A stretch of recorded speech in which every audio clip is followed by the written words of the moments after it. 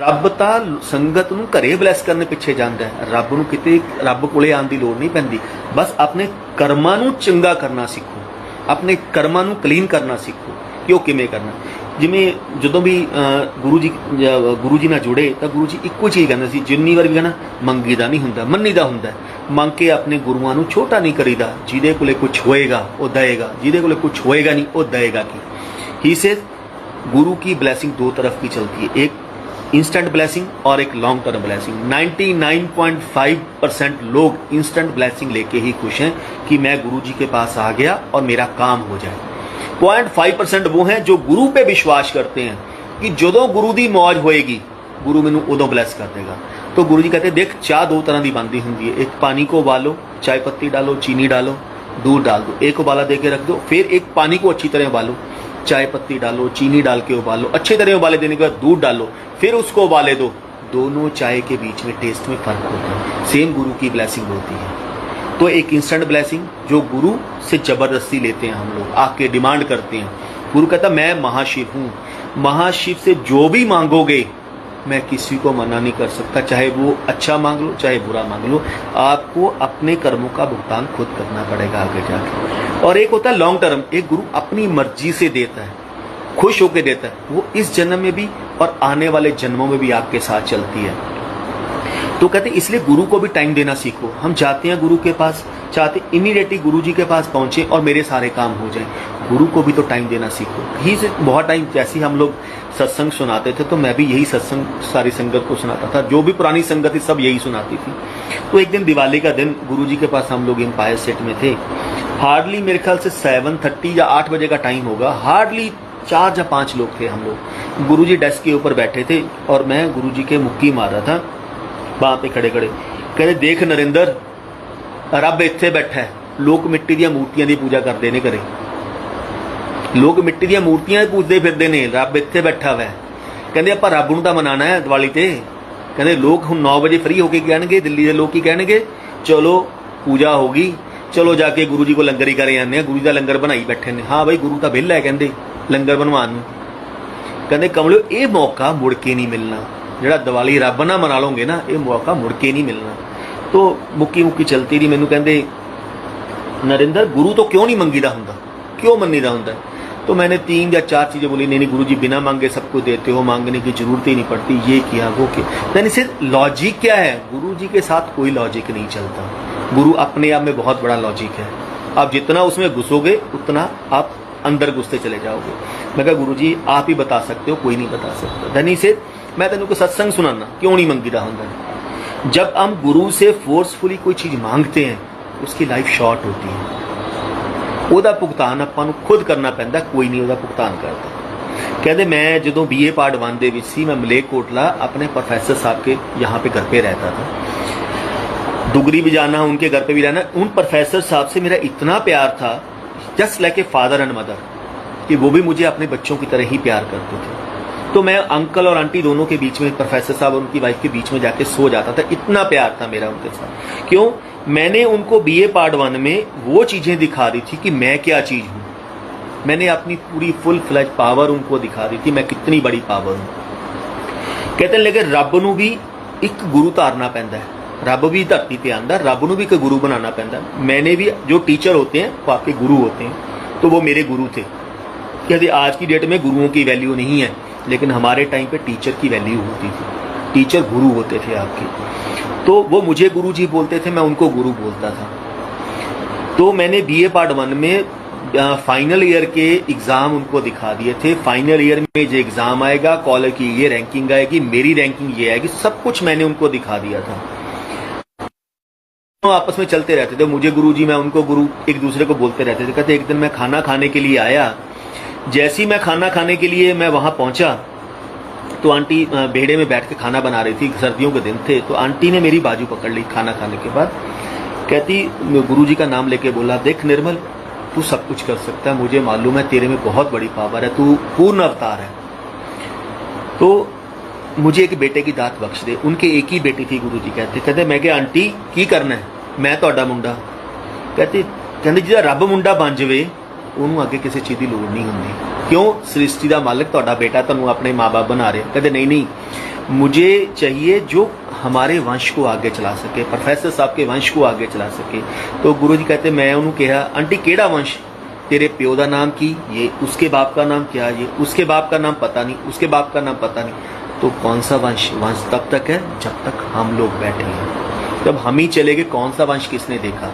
कहते आंटी मैं तेरा मुंडा बन गया, की करना है? नहीं नहीं गुरुजी, मुझे प्रोफेसर साहब के ब्लड का बेटा चाहिए जो हमारे खानदान को आगे चला के सके। तो गुरुजी कहते हैं मैंने उनको समझाया आंटी फोर्सफुली नहीं मांगनी चाहिए चीज़ें गुरुजी से, रब नूं भी टाइम देना सीखो, तेरे कर्मा च मुंडा है नहीं, ना मांग।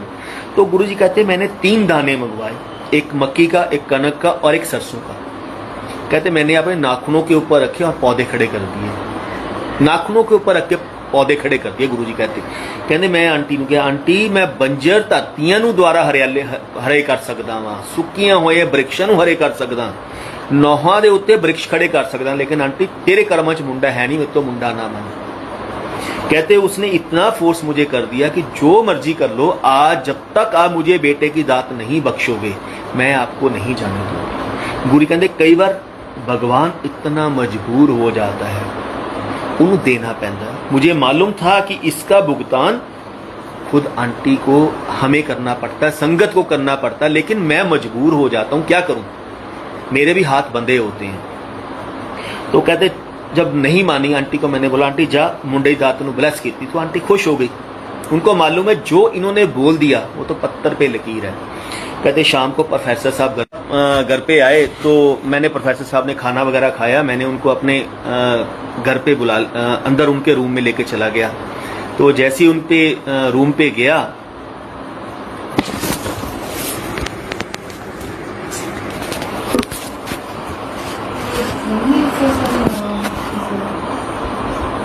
तो कहते जैसे प्रोफेसर साहब को रूम में लेके गया, मैंने प्रोफेसर साहब, मैं उस दिन उनके बेड के ऊपर बैठ गया और प्रोफेसर साहब नीचे बैठ गए।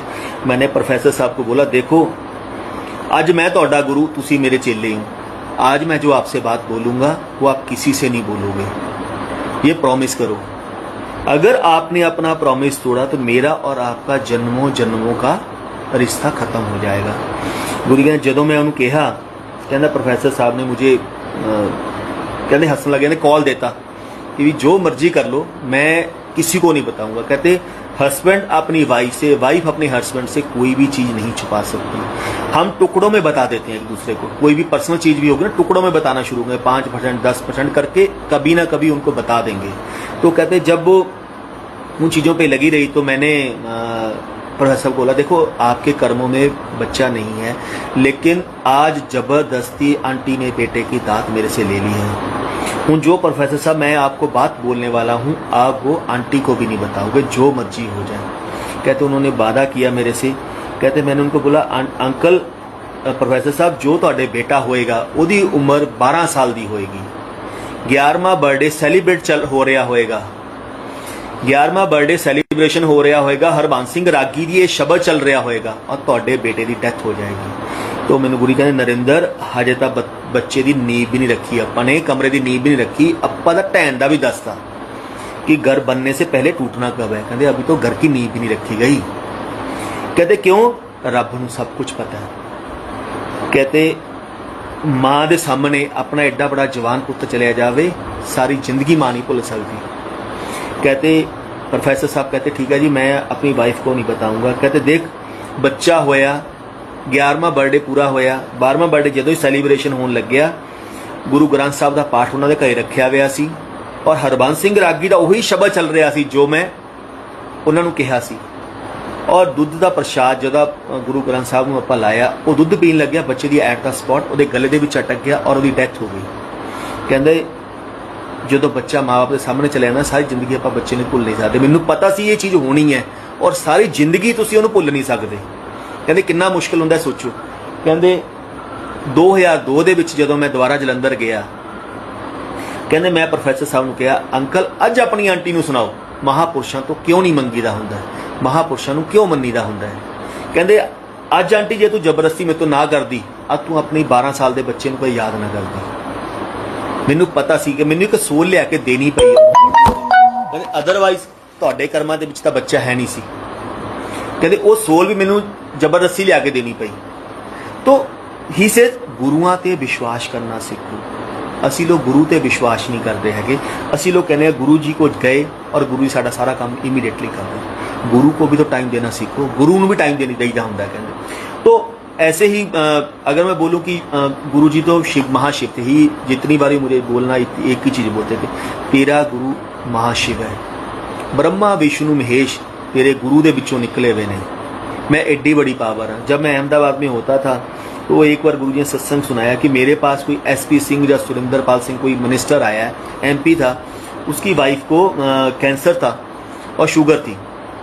कहते नरेंद्र आपा चाह का कप ला के ठीक करता, कैंसर भी ठीक करता, शुगर भी ठीक करती। तो मैंने गुरु जी को बोला, मैं कहा गुरु जी आप नहीं ठीक करोगे तो कौन ठीक करेगा? भगवान तो सब कुछ कर सकता है, एक चाय का कप तो बहाना है। कहते नरेंद्र संगत नहीं समझदी, संगत नूं समझाया कर तेरा गुरु की चीज़ है। तेरा गुरु एक लाइट है कि जोत है, ओम है, एक ओंकार है, ना मेरी जन्म होंदी है ना मेरी मौत होंदी है, अपनी मर्जी ना आना अपनी मर्जी ना जानना। तो ही से ये संगत नहीं समझती। संगत को तो ये चाहिए गरम गरम हलवा खाना है, लेकिन जब गरम हलवा खाओगे तो उससे जीभ भी सड़ती है। तो ऐसे ही गुरु जी के साथ जब मैं इनिशियली गुरु जी के पास जाने लगा तो मैंने बचपन से शिव जी को बहुत चैंट किया। मैं अमरनाथ की गुफा, अमरनाथ की यात्रा में गया हूँ 5 ही बार, मैंने टोटल 5 बार गया हूँ। तो जब चौथी बार गया था तो मैं गुरु जी के पास, उस समय गुरु जी से कनेक्ट हो गए थे। तो गुरु जी बोलते थे मैं रब हाँ, मैं ही शिव हाँ, कितने जान की लोड़ नहीं। लेकिन ह्यूमन बॉडी में किसी को भगवान मानना बहुत मुश्किल है, जितना मर्जी बोल लो। तो रात को 12:30 हमारी टर्न आई अमरनाथ की गुफा में। तो फ्रेगनेंस आ रही थी, मैं और मेरा ब्रदर और एक लड़का और था, वही